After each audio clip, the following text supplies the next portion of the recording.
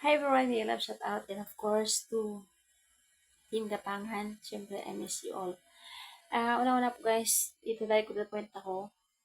Sorry po kasi hindi po ako nakabigay ng greetings sa anniversary ng Team Gapangan.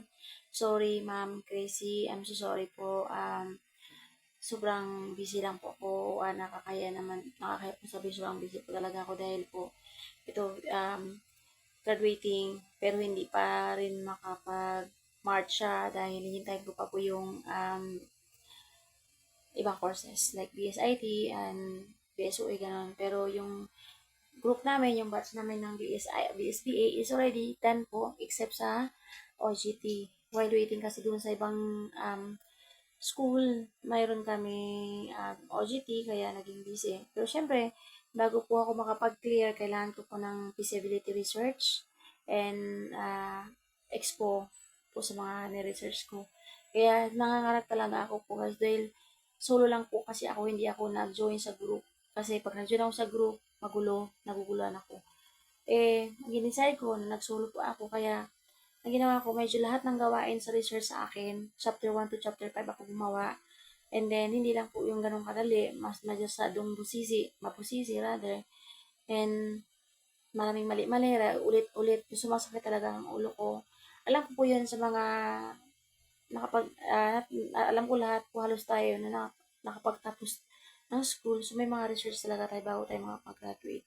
Kaya ang hirap. So, sorry po. Sobrang um, disappointed po ako dahil hindi ako nakakabigay kahit anong gawin ko. Tapos, siyempre, mayroon din po akong part-time job sa real estate. Kaya hati-hati yung oras ko para lang doon sa matapos ko yung school ko. And thanks God, I'm already done of my courses except sa OGT. Kaya, yun. Medyo makaluwag-luwag na po ako. So, unti-unti na ako makapokus dan sa future coming ko. And then, sa pag-abroad ko, we still waiting pa. So, I decided po, pag hindi pa ako makaalis ng December, ibig sabihin hindi talaga para sa akin yung mga yun. Kasi dalawa nga yung waiting ko. Yung isa is sa US, California, US actually. Sa California daw yun. As a direct hired yun. And second yun sa Hungary ko. Hungary kasi nagbabayad na din ako ng malaki-laki din. Hiniram ko ngayon sa sa the pa, father side. So, marami din po akong kaya marami akong babayaran actually. So, refundable naman po yun pag hindi ako makaalis. So, kaya yun, I plan na lang kung talagang hindi ako makaalis before December.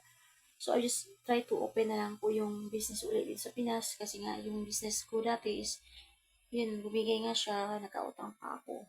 Which, ewan ko lang, no comment about it. So, kailangan ko din siyang isipel. And, siguro hindi pa sa kayo sa abroad, kaya ambot lang. Yun ang masabi ko, ambot lang. Pero happy ako dahil ito natapos ko na nga yung dream ko na mapagtapos ako ulit nung pinangarap kong course as a marketing management. Thanks God. And once again, I'm sorry Ma'am Gracie, brother. So, I'm very sorry po. Alam kong hinihintay niyo po yung greetings ko. Hindi ko talaga nabigay. I'm sorry. Babawi po ako may next year. Marami pang mangyayari sa Team Gapangan. So, I'm sure babawi pa ako soon. Hindi na ako makarecover kasi nga tapos na ako sa school. So, ang gagawin ko ngayon is mag-work ako ulit while waiting nga po sa mga promises sa akin sa visa, ganun, until December. Pag talaga hindi ako makakalis sa December, mag-open na po ako ng business ko ulit dito.